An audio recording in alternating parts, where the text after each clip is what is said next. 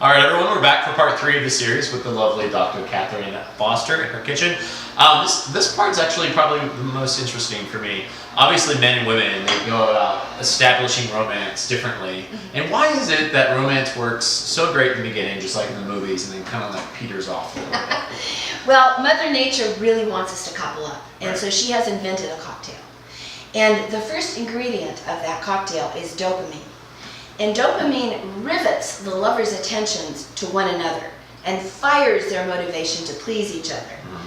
So it even causes kind of an ecstasy. Now we're talking about a cocktail that it lasts for 8 months, maybe a little longer, right? Okay.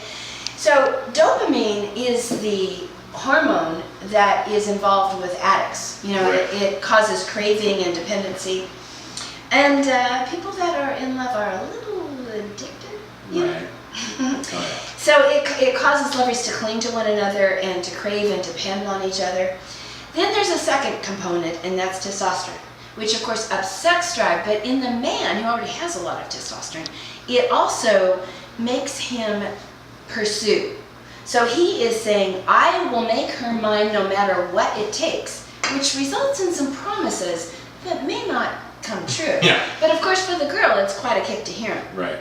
Then the third component is upped norepinephrine, which causes, norepinephrine. It causes lovers to be energetic and exhilarated, less needful of sleep and food. They may even lose weight, and be able to remember small details about each other's lives, which is very flattering.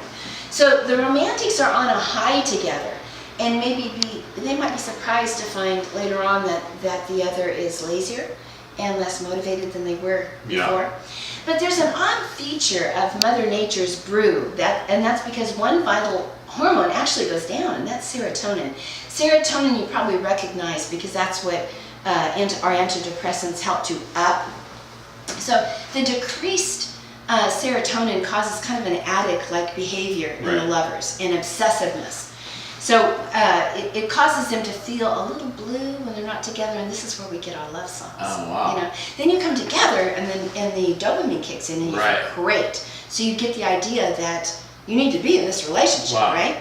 Okay, so there's a less known thing that happens, and that is that there's 2 times in a guy's life when he has higher oxytocin. Now remember, oxytocin is mostly in women, right? It's the stuff that babies require.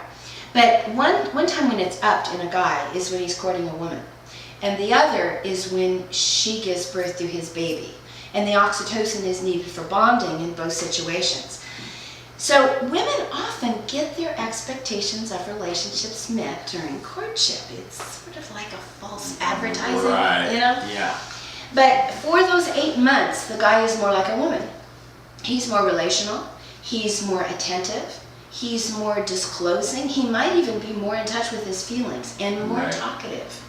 So that hormonal brew is what makes us fall in love. Wait, okay, this is kind of a random question, but would you say the more and more you date, the less that kind of that chemical goes away, or not really? Does it replenish itself with each new victim, or whatever you want to call it?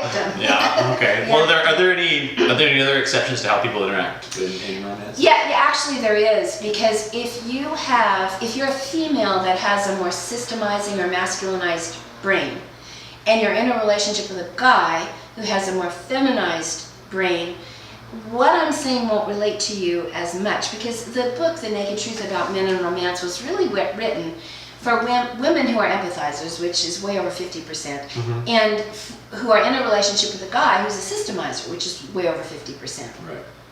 However, it's all confusing, because still, even if you have a guy with a feminized brain and a woman who's more of a systemizer, still the guy has 10 to 20 times more testosterone than she does. And the woman has way more oxytocin than the guy does. Wow. So. Wow. It's a different equation for each. Whoever comes, a different couple. Well, really good stuff, and we'll see you back here for part 4 of the series.